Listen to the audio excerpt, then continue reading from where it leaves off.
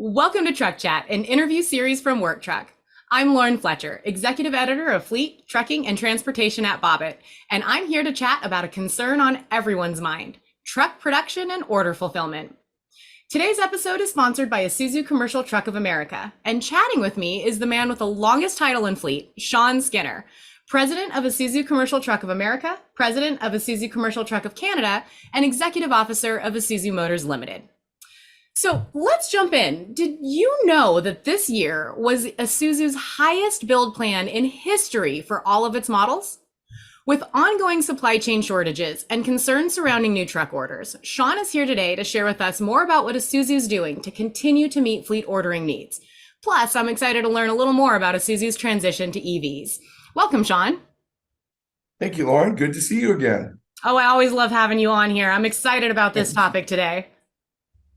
Wonderful. Other than the fact that I always run long, it's great to be here.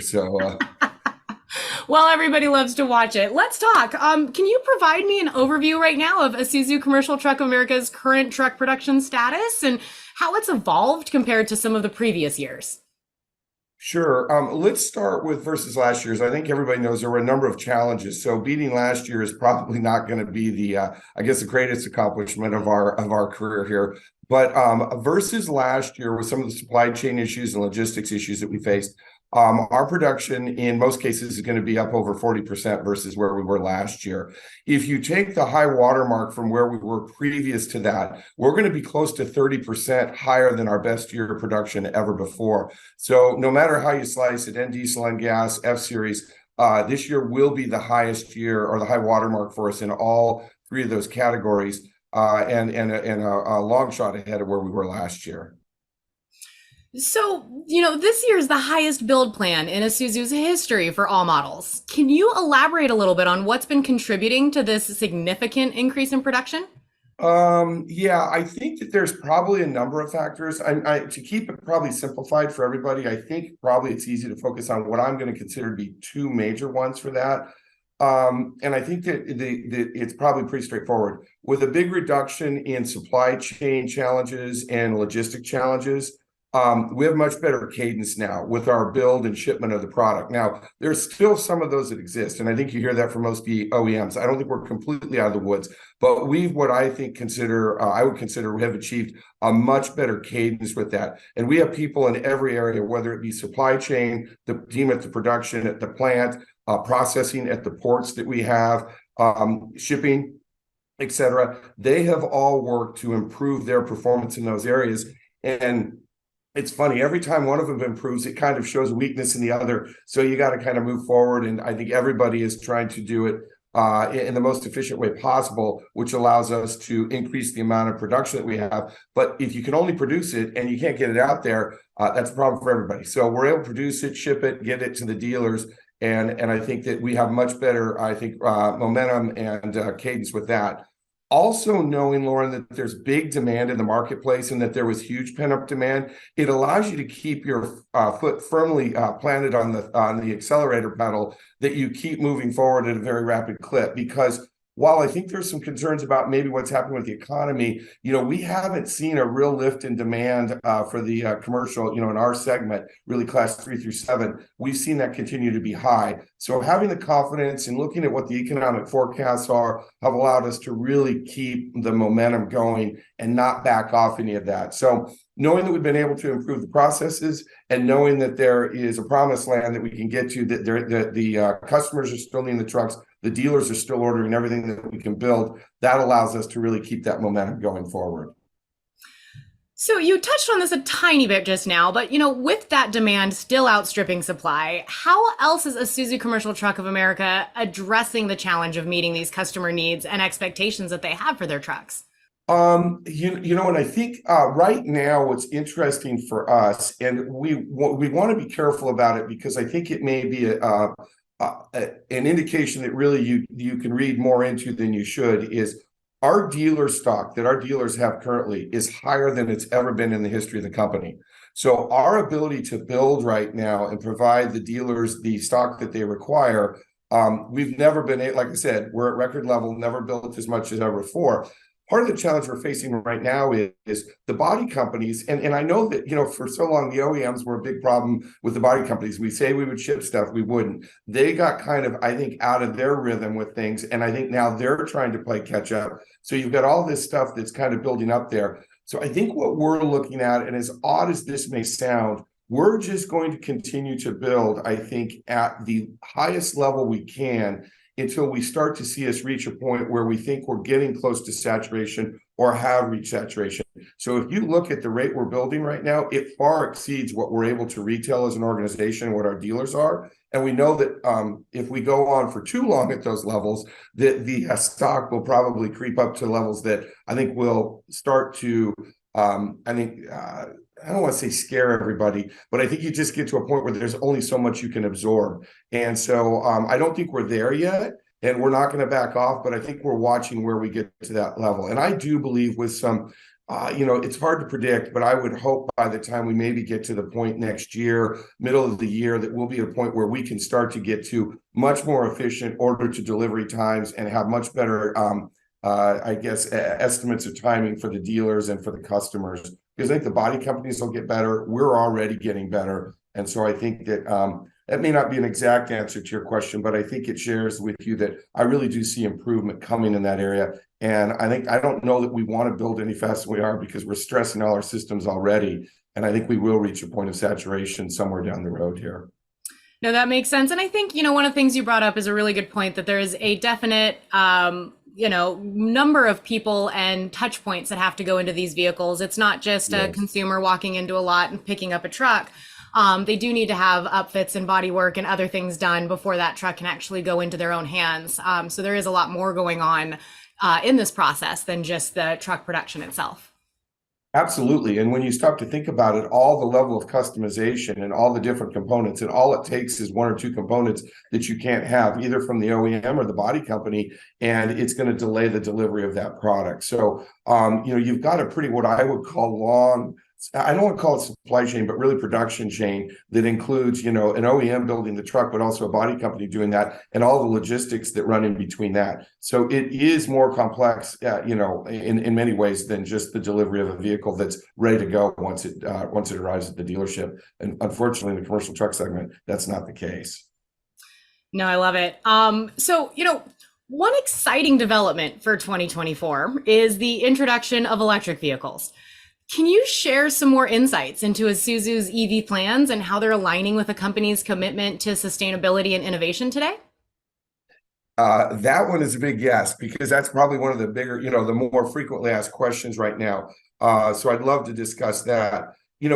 First, in general terms, and I'll kind of start with a broad umbrella. We as an organization, we're very excited about the 2025 N-Series EV that will launch next year. Not only is it a new technology that's going to kind of, that's going to come packaged in that, it will come around our N-Series cab. The 2025 will be the brand new next generation cab. So it features a bold, aggressive look, and it contains a lot of technology that we've not had before. So I think what's pretty cool is not only is the truck going to be an EV that is really an evolution or revolution for our industry, the truck is going to come packaged and it looks super aggressive and cool, which I think that we're really excited about. The other piece from an overarching, approach is that now that means not only will we have the N-Series EV, we'll have the N-Series gas and the N-Series diesel. So what I think really excites our team and our dealers is no matter what the customer needs are, you're going to have a product that really should be able to fit your needs. And that's not typical for a commercial truck OEM, where you're going to have gas, diesel, and EV, this early in the process, that if you're looking for a product like Class 5, that you've got those kinds of options. So we feel that we'll be able to provide what I consider, or what our team considers to be, whatever the customer requirement is, we should have a solution that is provides them the best possible solution for their business needs.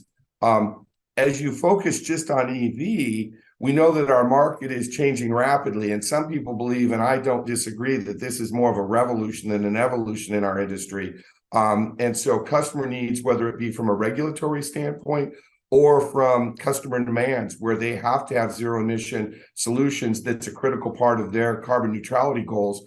We have to be there. We have to be in that segment. So while it may not be the bulk of our sales that when we start out in 2024 with a 25 mile a year N series EV, it's a requirement that we believe to make the value of our brand strong, not only next year, but as we look forward. And then, as you mentioned, from a corporate goals perspective, Isuzu globally is committing to be being carbon neutral by 2050, but in North America, more aggressively, we're looking to be carbon neutral here in 2035. Oh, So wow. that product is going to be an important part of that strategy, and is huge to us, huge to our dealers, and huge to a number of our customers in numerous ways. So I believe that we'll be ready to take care of those customers that require an internal combustion engine, and will for years to come. But we also feel that we're getting in early from a commercial EV standpoint, and that we'll be ready to go with that. So we're all really, really excited about it. I love it. And that truck is one beautiful, beautiful truck. We have our video walk around that we provided from Work Truck Week while it was on the show floor this year. So if anybody hasn't had a chance to check that truck out, we'll drop the link down below in our description, but definitely get a chance to look at that truck, the Isuzu N Series EV. It's a great one.